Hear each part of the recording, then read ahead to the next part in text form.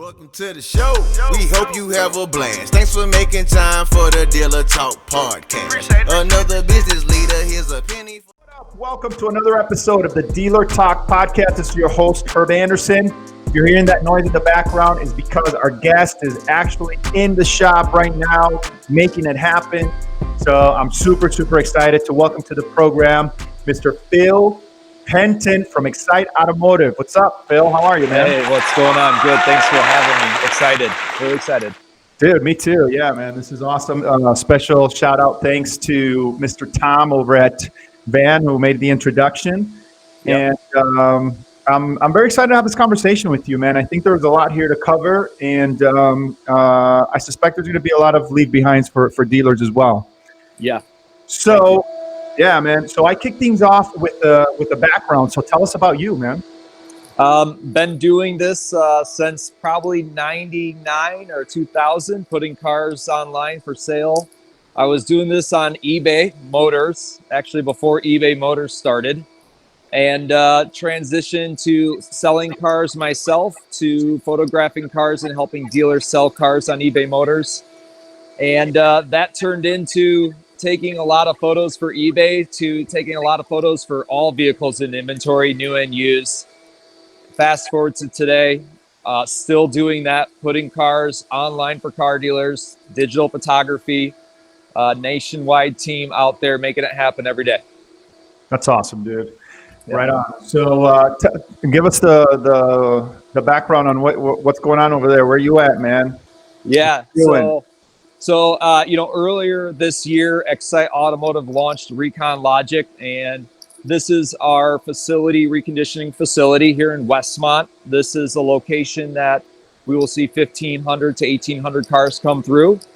And, it makes sense. Xcite was out shooting cars, and sometimes those cars are dirty. Sometimes those cars can't be found, or, it's with the dent guy or the interior repair guy. And we opened up this facility here so that we can begin detailing, pulling dents, touching up the vehicles, and putting it inside of our Car Studio Pros booth and getting the car online in 3 to 5 days, fully marketed.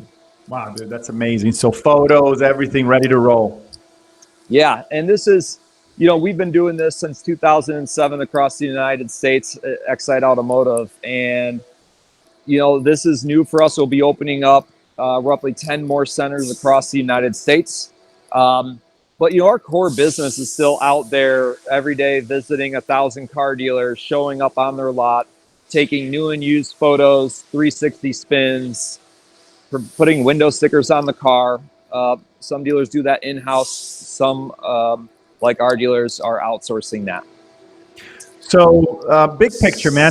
Talk to me about, what's the vision here? Do you foresee dealerships across the country going to some sort of, kind of using this approach instead of doing it internal or attempting to do it themselves? Yeah, we see dealers definitely doing a really good job doing it themselves. We also see that there's an opportunity here to consolidate vendors for dealers that maybe don't have the space, or some of the dealers don't want to be in this business. And what we would hope is that we're able to send these vehicles to one location that gets all the services done, and we're lessening vendors, more people on the lot, less time the car is off getting repaired. And ultimately, when the car is online for sale and the customer comes either in person, which isn't happening much today, or that car is getting ready to be delivered, that car doesn't need to wait for the dent guy or somebody else to come back and finish a repair, or let the car go and have it come back for a wheel. Our goal is that when the cars leave the shop, that car is ready for sale. No one else should be visiting or touching that car on the vendor side. Right on, man. All right, so let's kind of take it back down to the basics, because I'm excited to have this conversation with you, because I used to work for Cox Automotive. I used to be an Auto Trader rep. And one of the biggest frustration points for me was when it came to the way that the cars displayed was the merchandising piece. And still to this day, man, in consulting with dealers, I still see a lot of misses when it comes to that part. And so, obviously you guys have I value the importance of it, and you turned it into this pretty innovative business. But just basic, man, merchandising. Yeah, basic. Still to today, how critically important is that? It's really important. I would say even right now, as we're talking about contactless delivery or digital purchasing, what we're seeing, digital retailing, what we're seeing right now is that maybe the photos that we had, 15 or 20 photos, is not enough. The consumers today want to maybe be able to spin the vehicle, have a more immersive experience. They want to see photos that are a higher quality. And right now, we also want to we want to work, there's all different types of shoppers. So some want to see video, some want to see maybe a 360 spin. Plenty of consumers today still want to see photos, and they want to be able to stare at that photo. And we need these photos to be as high quality as possible. And so, on the digital content side, that's very important. So the other side of this is the actual content on the vehicle. And one thing that we've seen around VDPs and the data that's on vehicles is we're missing all those OEM options. And we're talking a lot to dealers today is you got a car online for $30,000, black on black, same miles. Your car's worth, you got 30,000 and somebody else has the car posted for 35,000. Why is that? What we're seeing is a lot of power windows, power locks, some of the same data on both of the cars. When the reality is maybe the BMW that's $5,000 more money has a premium package, a tech package, and has all these other options on the vehicle that really bring value. And we're seeing a lot of that not make it out to the vehicle's VDP page or maybe into the hotspots on the spin. And so we think there's a lot of room here when consumers are shopping more online, making decisions based on what they're seeing, not what they're hearing or who they're speaking to. And it's because we're not getting to the stores, we're not out seeing people, that it's really important to not only have really good digital content, but also the description of the vehicles and truly putting online what that vehicle has installed on it and building value. And I think that is something that we also spend a lot of time talking about. Yeah, I like that part. One of the things that I talk to my dealers about on the merchandising piece, to your point, is not just the features. Obviously, you want to make sure that all that stuff's tight and it represents the vehicle accurately, but also the description, man. When you're talking about a used car, like a lot of dealers don't include the amount of money that they spend on the recon and what they did to that car to get it, frontline ready. And when you think about, like a dime a dozen or low scarcity units, those cars are everywhere, right? But if you are the one out of the, 20 or 30 that are available in a given market that puts that detailed of information in there, it really separates you from the rest. It creates a differentiation, and customers can really see, okay, why am I going to go with this car if it's the same sort of a deal? So I like that piece. I like that you're talking about that. I think that's pretty cool. How what you guys are doing right now, how does it tie into maybe the digital aspect? Obviously for listing and all that stuff is great, but is there any component or element to this that's maybe good for SEO purposes? You mentioned digital retailing. Is there anything about this that can help dealers as they become more kind of into the weeds with digital retailing and trying to move their vehicles online? Yeah, definitely. Like you mentioned, like the SEO part of this, and we're seeing, of course, long tail searches. Consumers are, we have all this information online. They know the vehicle, they know the make, and typically they're getting down to the options, right? Because they're researching their cars, having more information available for them, and they're looking for a very specific vehicle. So absolutely is there benefits in SEO and descriptions. There's also the ability, though, to have better search. And we're seeing some of the website companies out there today integrate maybe, options on trims, right? So that consumers can find the exact vehicles with those options. And so I think it's very powerful. And when we're talking about price and we're talking about holding value, and why is it that I have other vehicles in market that appear, less expensive than mine? Well, it's because it is truly different. And how we tag those vehicles and ensure that those options are being shown, I think creates a different story, right? And that's a different type of buyer. And so for that part, I think it does matter quite a bit. Right on. What about video? Because you mentioned video. I like that aspect of it too, because I think that, obviously there's an element to the video portion on searches and SEO and that sort of thing. But I think for the consumer that's out there looking for a car, video just displays it a little bit better in some ways. And it can really, if the video is done right, like if you're doing a walk around or something to that effect, it can really give the customer a sense of what it would be to be inside the vehicle, to drive that vehicle, you know what I mean? So why is that part of your guys' solution? And more importantly, what's your take on video and just today and on the merchandising of vehicles? All different types of answers here. When I'm online searching for videos or searching for a product and I'm watching a video, there's at some point I'm watching 3 minutes of a vehicle over and over and over again. So one, good for SEO. Boy, does it index well. It's familiar. And search engines like Google know what to do with it. When you look at the other side, maybe more immersive content, interactive like Spin, it's not indexing as well, right? And there's some challenges there. But video for me is the consumer, if they're caring about the engine or the back seat, do I watch 30 different videos and wait 2 minutes and 10 seconds to get the portion of the video that I care about? And so while we believe video is very important, a lot of our dealers use it, one of the things that we see is the bounce rates on these videos are happening much sooner, or there's fatigue. And this is about giving the consumer information that they can get to right when they want to. I don't have to wait 2 minutes and 30 seconds. I don't have to watch a 3-minute video to see everything. I can actually interact with the car. So I think video is getting there. We're seeing now, there's videos where you can actually click the engine. It'll jump to the portion of the video that has the engine.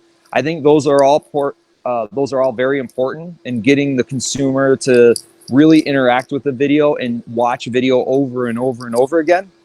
And so we like it. We do a lot of live video out there. Consumers, we see them watching it, and it indexes very well. And the question there, though, is when the consumers get to that piece of content and they're shopping for a car, how many of these videos are they going to watch? And we see that the Spin technology and some of the 360 is allowing them to control that experience, which I think is a time saver. And I think time is on the consumer side. They want to be able to save time. I agree with that. And I agree also with when you're shopping, you're not going to spend all this time looking at videos. Maybe that one car that you find that you really, really like, you'll check out that video fully. But for the most part, I like I like it, like you said, because it indexes well. I think that for Google in particular, it's a great way to get some extra push and relevancy and all those things. But 360 is something that I'm familiar with it. I know what it is, but it's something that I haven't figured out a place for it yet in my consulting approach. And so I'd love for us to talk a little bit more about that during the session. Why should we be looking at that? You know what I mean? What's the main thing, the main reason why dealers really need to be kind of thinking about that kind of transition, right, from photo, video to this interactive sort of a deal? Well, yeah, I think that the one user-controlled content, right, whether you're on Zappos or on Amazon, you're looking, you're spinning, right, and you're able to control that experience. And I think that when you have a customer that is really in love with a vehicle and thinks they found a perfect match, right, they're not just whipping through. Like you said, they might watch the video. On the control piece, though, they are spinning the vehicle, they're zooming in, they're clicking on hotspots and learning about options. They're jumping into the interior where it looks like you're almost like sitting in the car and you're seeing the dash. And I think from a consumer side, we see them really liking to interact with that. Now, also a benefit for me that I'll go into outside consumers is all of those interactions, those clicks, those spins, the way that they look at the car, those are all data points. And those are all data points that tell you more about that consumer, right? They really started to click through on the engines. They really were looking at the minivans and reading and watching the videos embedded on safety. So now we talk about, how do I retarget that customer? we can start to talk about, are they a performance buyer or are they a safety shopper? And there's some really good attributes and data points that come out of spin. And with video, we can see some of those things, but I do think that how customers are interacting with spin is really important. And we see them, clicking on it and almost looking at a spin like they're looking at photos. And I think the challenge we're having today in the marketplace is not necessarily where spin is fitting in for me. It's fragmented, and we have all of these other third-party sites that are, picking and choosing technology. So it's not like we're able to just see spin on all sites. But is that a good thing, though? Is that an advantage? I think I mean, from a consumer standpoint that wants to see if spin is a content that is out there that people want to use, I think it's a disadvantage because all these sites, and they have to have a common framework in order to accept all different types of 360 video. And so on that part of it, it's forcing maybe vendors out there to pick and choose, or dealers have to choose different ones. And if all the different third-party websites don't integrate with each one of these, then you don't get that experience on the site. And so it can be a little bit of a disadvantage from that standpoint. And I also think it makes it harder for adoption across the industry. But why do you think? What is it? Technology legacy? Are we just these third-party sites were, when obviously this technology wasn't available, so they didn't accommodate for it, and now that it's becoming more prevalent, for lack of a better word, is it how now they would have to change their systems in order for this to come through? Is that what you're referring to, or what do you mean by that? Well, I think that the syndication of the content, it's not like we're just sending a video file, right? There's a lot more that goes along with it, the integration on the website. So I think it's just more how the content's distributed, and are they able to ingest that and have the player on the website to show it. Got it. So you said something right now that caught my ear, and I definitely want to pick your brain on this, because if I understood it correctly, then I think there's something huge. And you talked about retargeting or engaging with customers based on their behavior with the spin type technology, right? You could see where they click and stuff. Did I hear that correctly? Is there data that shows you where the customer, what they were looking at that specific car? And wow, that's pretty dope. So you can tell if they were looking at the engine or if they were looking at the wheels and tires. And then when you follow up with that customer, you can, it's a better story, right? You can communicate with them about those features or highlight those features in your conversations. Yeah, we're seeing some of the companies out there today, like a spin car is actually submitting a lead that's actually stack ranking the options that the consumer is engaging with. So when I'm following up on a lead of someone that sent the form, it might say that, hey, here's all the options that they either clicked on and looked at. And I think that changed the narrative, right, when we're talking to a prospect. And so we're seeing some things like that come out there. And again, those are more data points that we can bundle up maybe into some type of retargeting, or, if I'm going to show an ad to somebody, maybe it's more sports cars or similar vehicles, depending on not just the vehicles that they clicked on, but maybe how they engaged with those vehicles. Yeah, that's really cool, man. So your system does that? Provides that information? Yeah, we're using, so today our teams are primarily out there capturing data, and we're using tools like a spin car. There's HomeNet in the marketplace. And so for us, it's labor that is out there that is trained on efficiency and throughput. We understand how to use these technologies. You'll find it's very consistent both in the reporting and the job that our team is doing across the US. And so we're not totally software agnostic, but we are really focusing on the labor and the consistency and quality. And so it's not necessarily our technology, but when it relates to these types of things like spin car or HomeNet, we're using those types of tools. Yeah.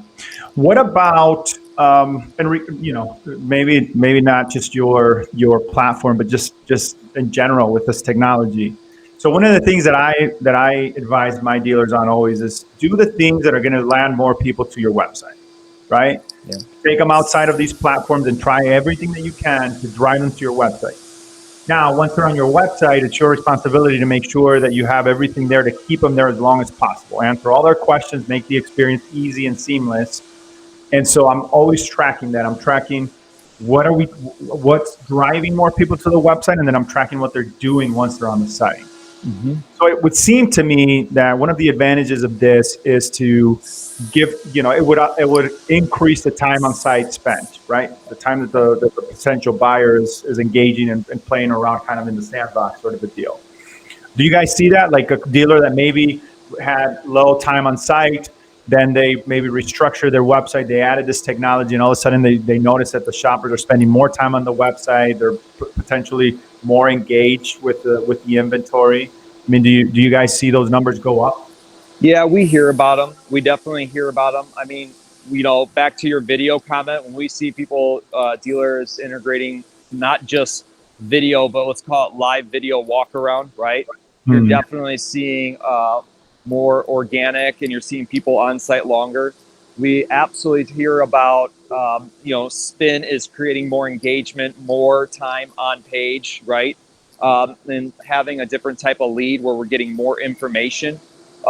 There's a lot of momentum behind that with our stores, and we're seeing a lot of large clients starting to look at, I think, spin, not just because maybe the consumer wants it, but I think it's also changing the way that they're approaching their prospects. Yeah.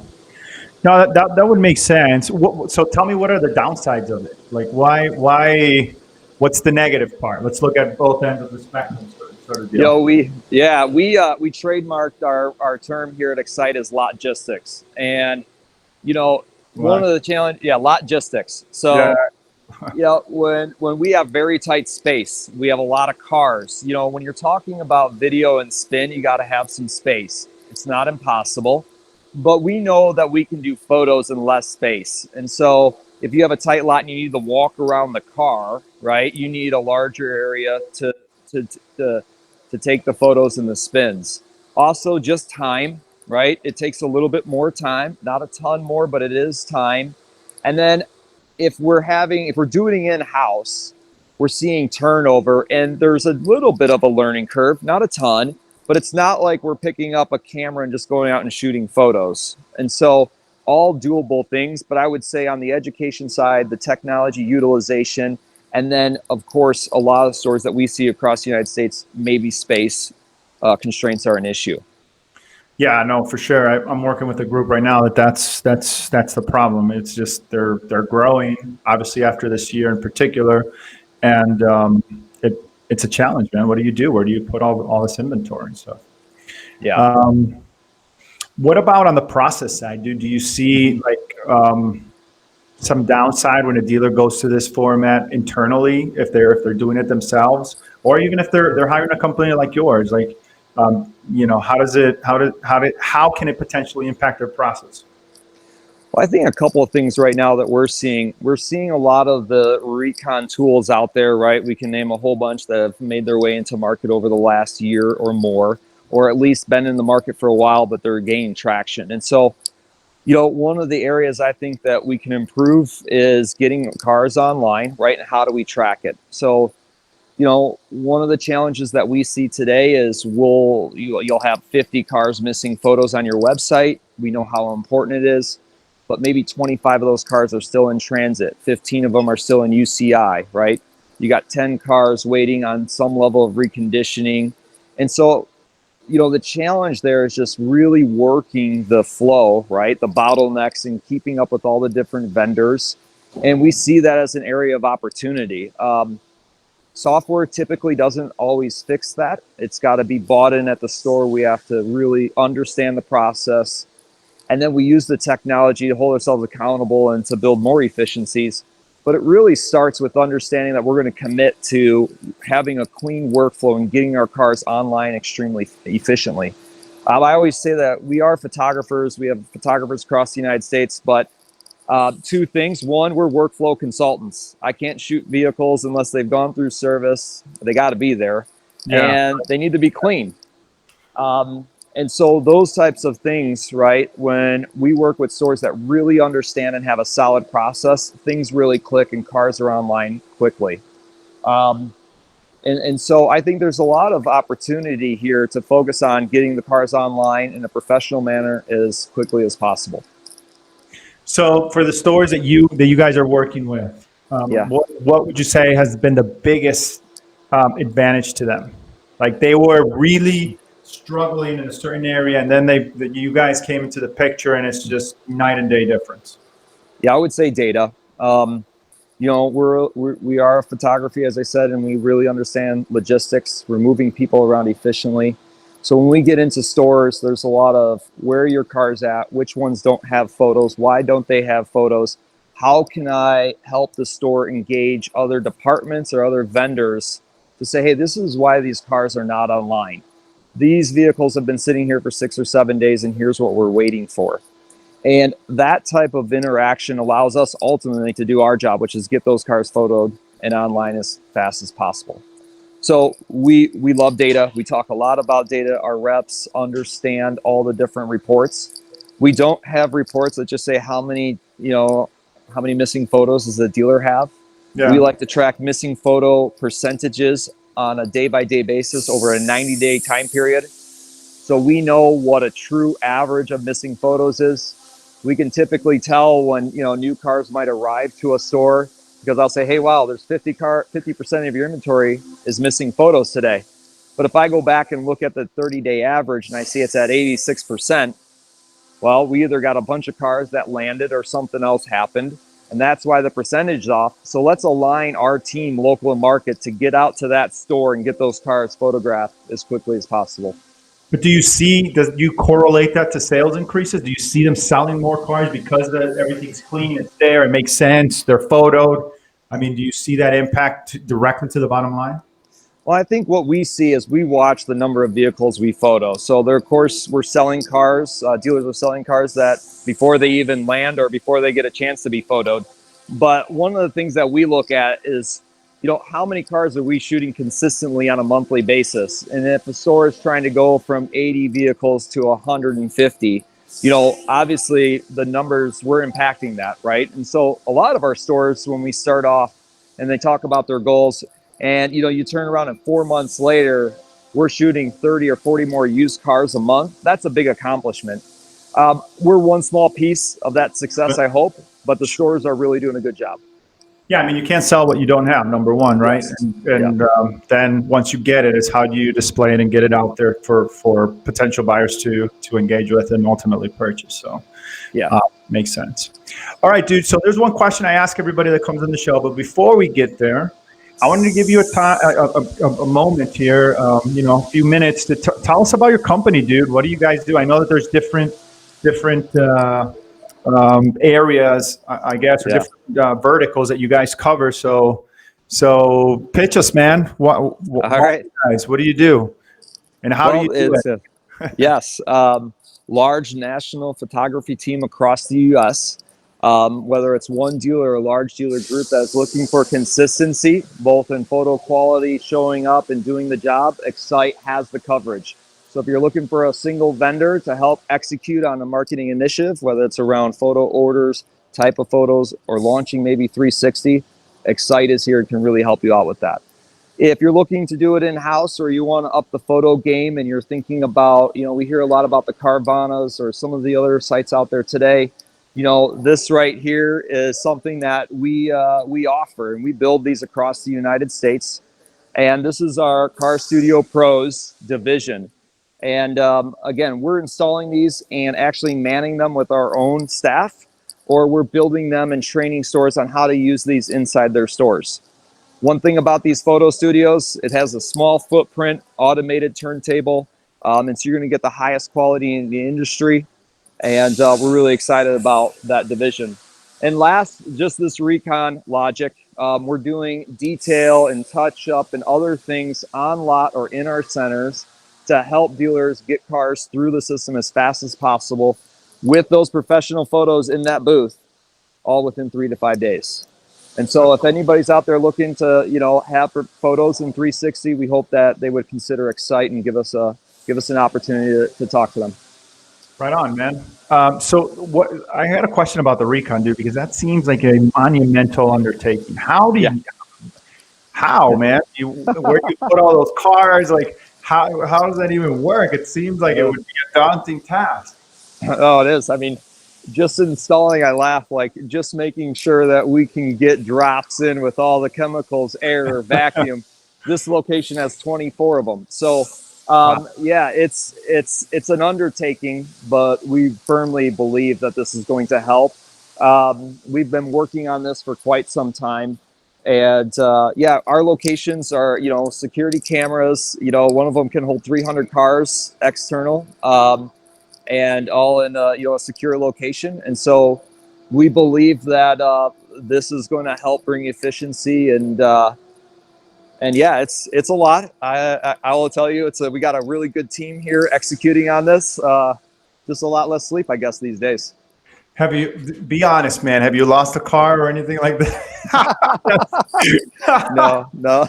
I will admit, with the new location, I want to show you something. This is kind of fun. So I was driving here in this center, and these beams are very nicely green. And I am sad to report that I was turning a corner here with my personal vehicle and hit the post, and the team joked with me because they were white on white backgrounds. We were just moving in here, and the team, I showed up 2 days later, and they'd painted all the posts green. I guess for me, but yeah, I can promise you, no lost cars. That would be that's a no fail. But yeah, good, yeah. That's awesome, dude. Yeah, dude, I'm impressed, man. I really like the concept, the idea. It seems, to your point, I think it would alleviate some of the pressure on dealers as far as moving cars around, taking photos, getting them ready to sell, and just having that car there when it's ready to go that's great, man. I'm super stoked. I think that's a big benefit for sure. Dude, so how can people reach out to you if they want to learn more, if they want to do a demo? Like, give us all your information. Yeah. If you're looking at this on my YouTube channel, go to the description. I'm going to put the information there. And if you're listening to this on the app, on the podcast app, go to the show notes and we'll put all that information there as well. So let us know, man. How can we get in touch with you guys? Yeah, so you can email me. I'll pass it off the team. I'm not afraid. I love it. So Phill@xciteauto.com. You can also visit us on our website, xciteauto.com, along with reconlogic.com. And if you want to see our photo studios, carstudiopros.com. And anything I can do to help, I'll get them in touch with the right people or take care of myself. And I love what you're doing here. And thank you for doing this, because I think it's super important. Thanks, and a lot of value comes out of this stuff. And we're all here trying to better ourselves. So thanks. Yes, sir. So the one last question on the booth, because that's another one that I've talked to dealers often enough to want to find out, like, if they're doing it internally, like, what's the turnaround time for you guys, like, to go in there, set it up, and then get their folks trained and ready to use it? Sure. Once the booth is ordered, you're looking at, depending on inventory, these are pretty big. Back there, they're pretty big pallets. So once they get on site, we install and train in 3 to 4 days. We've built these things to be quick and easy. And so once we get the install date, typically it's up and running. After a full day of training, most of the time the stores are off and running. So it's, you order one, anywhere from 30 to 60 days, you're fully up and running. That's awesome, dude. Very cool. Yeah. All righty, sir. Well, thanks again for doing this. I really appreciate it. There is one question that I ask everybody that comes on the show, and that question is, where do you see the automotive industry headed in the next 5 years, and why? Well, I definitely see it going more digital, and I see that there's going to be around how we wholesale vehicles and move vehicles through the vehicle life cycle. I think that is going to be a big part of how we acquire vehicles. But I see the importance of more more digital options around content, like 360 spin and photos. And I think we're going to see a much more contactless delivery. I think COVID has moved this ahead for 5 years. And and I just think that, dealers that are not, the digital merchandising, not embracing that, there will be some headwinds there. And so I think we're seeing it right now, and it's a good question. I would have told you this would have been in 5 years from now. And it's a fair question, but I think we're 5 years. I would have gave you that answer, but COVID definitely sped this up. For sure, man. No, I totally agree with that. Dude, again, thank you so much for your time. Yeah. I really appreciate you doing this. This is awesome. A lot of good information here. Phill Penton, everybody, make sure to go check him out. Go to the show notes. Go to the information in the video description. And again, if you're looking at this on my YouTube channel, that's all the time we have for today. Thank you so much for tuning in. And as usual, we'll talk later. We only host a well-respected. The vendor LexisNexis. We don't sell digital marketing. What you do? We inspect it with our DT vendor management solutions. We come in like the EPA to clear out the pollution. Take the trash Go out. keep your P&L clean. Your inventory lean.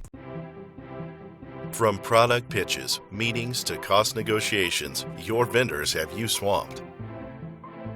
You have cars to sell, but most of your time goes in managing your vendor relationships. Wouldn't it help to have someone navigate the way ahead? Enter Dealer Talk Vendor Management Solutions. A filter between you and your vendor so you only have to deal with what's most important. We inspect your digital data to get optimum results for your money. Here's what we do. Give you an accurate idea of what's working and what's not for every digital service. Get vendors to submit monthly highlights, lowlights, and recommendations. Sift through their data to give you those metrics that matter. Evaluate all package, content, or cost changes and product pitches. Do monthly marketing budget analysis to ensure better ROIs. Finally, we give you concise reports and monthly videos with actionable insights. Now, you can focus on what really matters, selling cars. Contact us today and your first 30 days are free. Let's build your business together.